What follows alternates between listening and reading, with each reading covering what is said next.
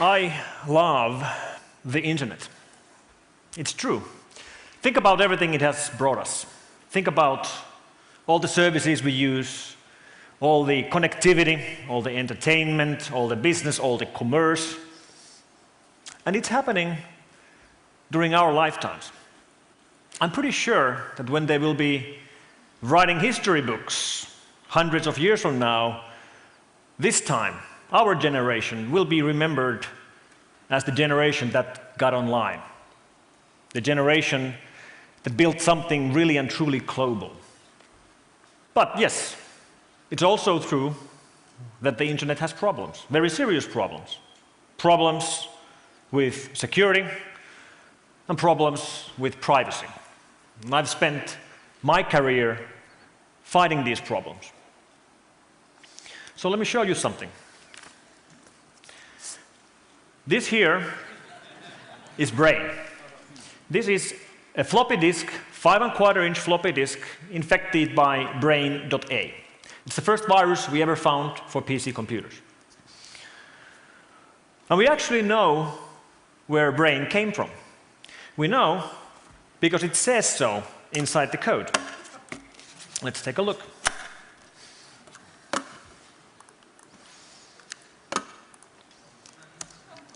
All right. That's the boot sector of an infected floppy. And if we actually take a closer look inside, we'll see that right there it actually says, "Welcome to the dungeon."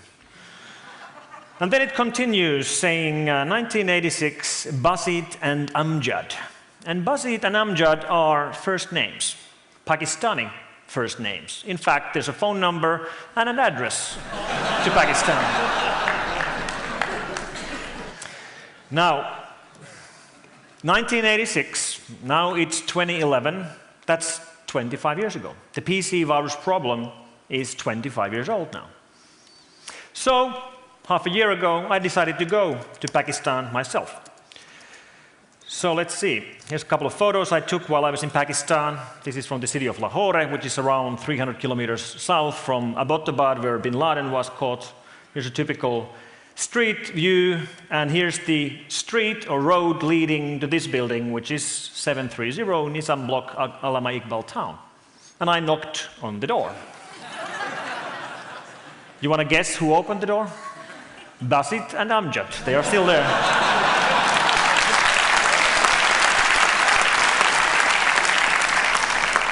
So here, standing up is Basit. Sitting down is his brother Amjad. These are the guys who wrote the first PC virus. And of course, we had a very interesting discussion. I asked them why. I asked them how they feel about what they started.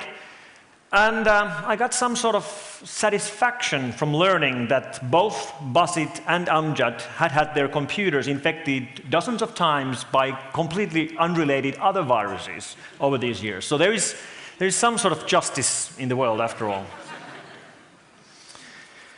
Now, the viruses that we used to see in the 1980s and 1990s obviously are not a problem anymore. So let me just show you a couple of examples what they used to look like. What I'm running here is a system that enables me to run age-old programs on a modern computer. So let me just mount some drives, go over there. And what we have here is a list of old viruses. So let me just run some viruses on my computer. For example, let's go with the centipede virus first. And you can see the top of the screen. There's a centipede scrolling across your computer when you get infected by this one. You know that you're infected because it actually shows up. Here's another one. This is the virus called Crash, written in Russia in 1992. Let me show you one which actually makes some sound.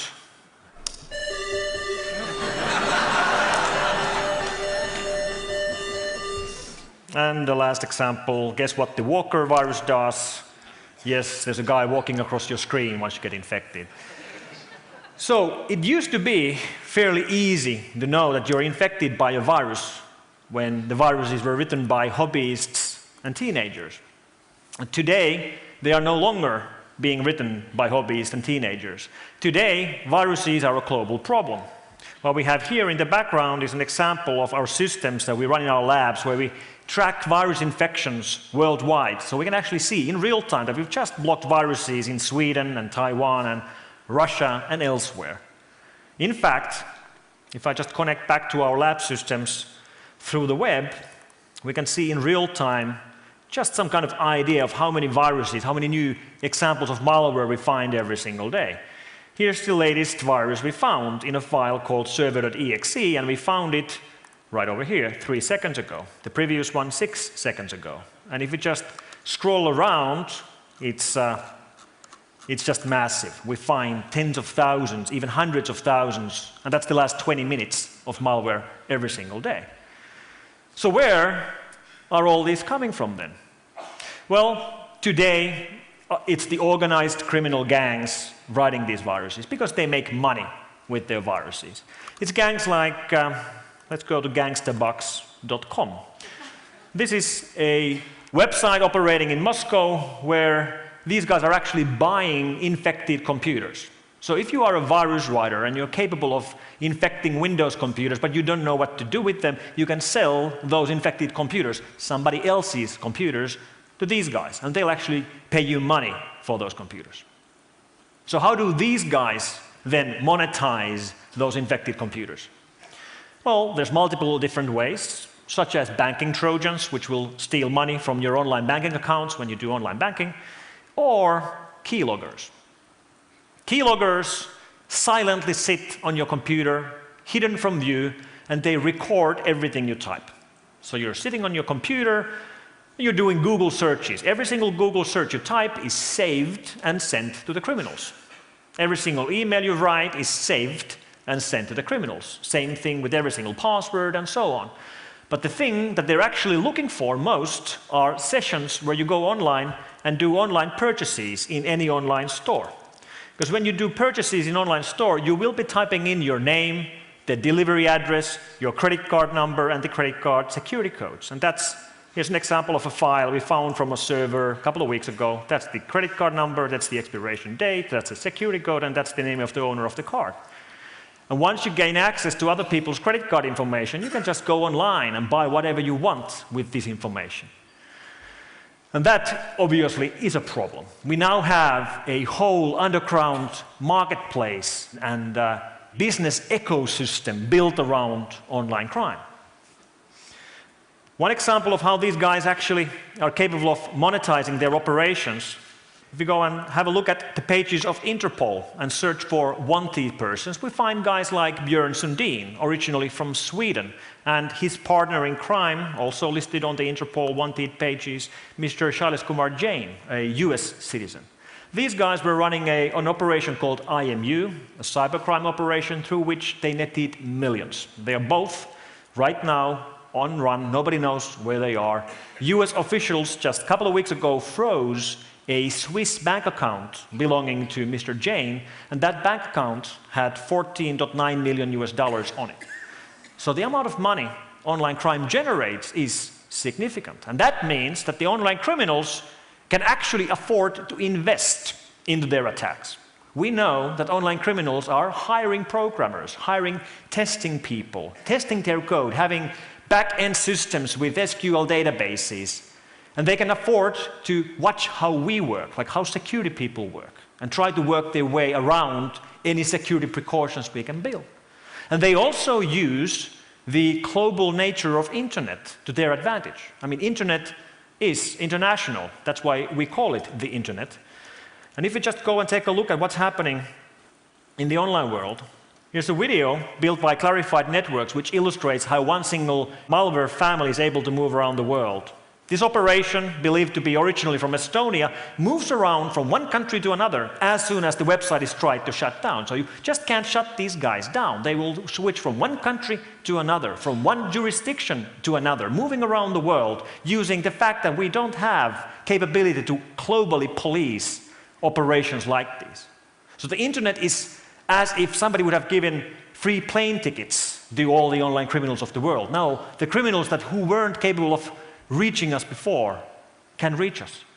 So how do you actually go around finding online criminals? How do you actually track them down? Let me give you an example. What we have here is one exploit file. Here I'm looking at the hex dump of an image file which contains an exploit. And that basically means if you try to view this image file on your Windows computer, it actually takes over your computer and runs code. If you take a closer look at this image file, well, there's the image header, and there the actual code of the attack starts. And that code has been encrypted, so let's decrypt it. It has been encrypted with XOR function 97. You just have to believe me, it is. And we can go here and actually start decrypting it.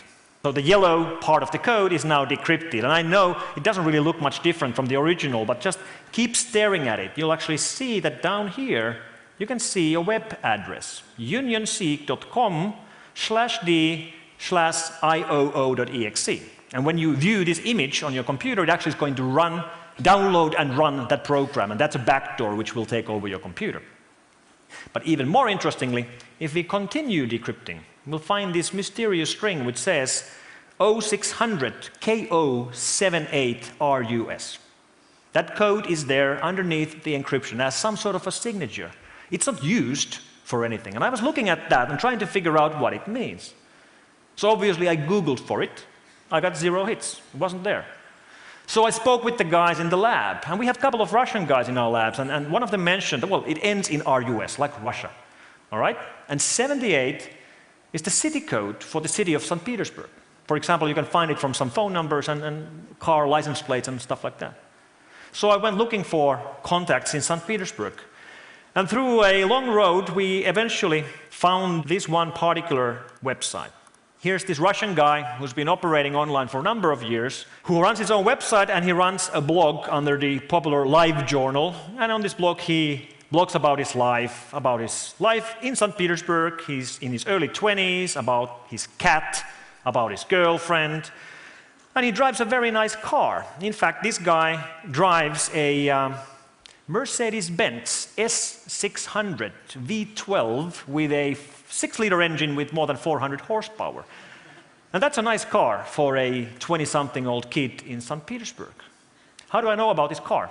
Because he blogged about the car. He actually had a car accident in downtown St. Petersburg. He actually crashed his car into another car. And he blogged images about the car accident. That's his Mercedes. Right here is the Lada Samara he crashed into. And you can actually see that the license plate of the Samara ends in 78 RUS. And if we actually take a look at the scene picture, you can see that the plate of the Mercedes is 0600 KO78 RUS. Now, I'm not a lawyer, but if I would be, this is where I would say I rest my case. So what happens when online criminals are actually caught? Well, in most cases, actually, it never gets this far. Vast majority of the online crime cases, we don't even know which continent the attacks are coming from. And even if we are able to find online criminals, quite often there is no outcome. The local police doesn't act, or if they do, there's not enough evidence, or for some reason we can't take them down. I wish it would be easier. Unfortunately, it isn't. And things are also changing at a very rapid pace. You've all heard about things like Stuxnet. So if you look at what Stuxnet actually did, is that it infected these. That's a Siemens S7400 PLC, Programmable Logic Computer. And this is what runs our infrastructure. This is what runs everything around us. PLCs, these small boxes which have no display, no keyboard, which are programmed, are put in place, and they do their job. For example, the elevators in this building most likely are controlled by one of these. And when Stuxnet infects one of these, that's a massive revolution on the kinds of risks we have to worry about, because everything around us is being run by these. I mean, we have critical infrastructure. You go to any factory, any power plant, any chemical plant, any food processing plant, you look around, everything is being run by computers. Everything is being run by computers. Everything is reliant on these computers working. We have become very reliant on internet, on basic things like electricity, obviously, on computers working. And this really is something which creates completely new problems for us. we must have some way of continuing to work even if computers fail.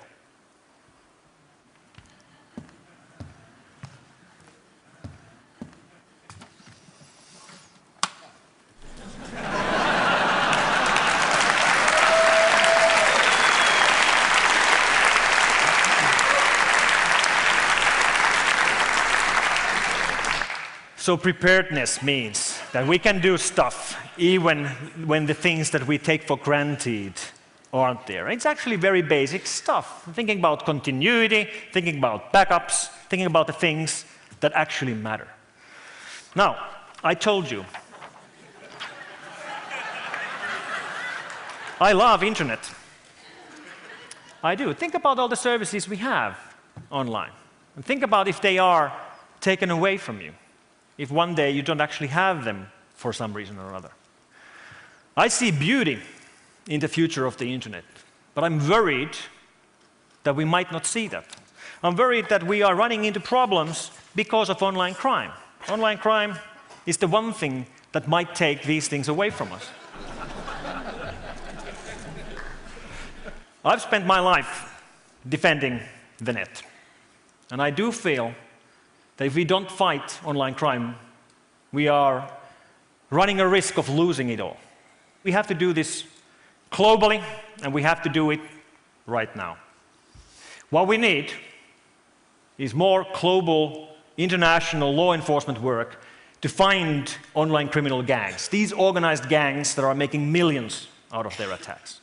That's much more important than, running antiviruses or running firewalls. What actually matters is actually finding the people behind these attacks. And even more importantly, we have to find the people who are about to become part of this online world of crime, but haven't yet done it. We have to find the people with the skills, but without the opportunities, and give them the opportunities to use their skills for good. Thank you very much.